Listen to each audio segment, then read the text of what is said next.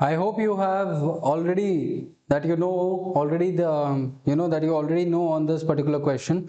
I hope that you are very much well aware on this particular question. Okay, so here when we talk on this question, what do we understand here? Um, okay, so what is this question all about? That Lala Lajpat Rai died from injuries sustained during a protest against the Simon Commission in 1928. The Simon Commission was welcomed by the Indian leaders for its progressive recommendations on constitutional reforms. Which of the following is correct? Okay, now the question is, was Simon Commission welcomed by the Indian leaders? Obviously not. We boycotted. We boycotted it in all its forms, at all its levels. We are going to boycott this particular commission. Okay, so that is one thing. We boycotted it. So the second statement is incorrect.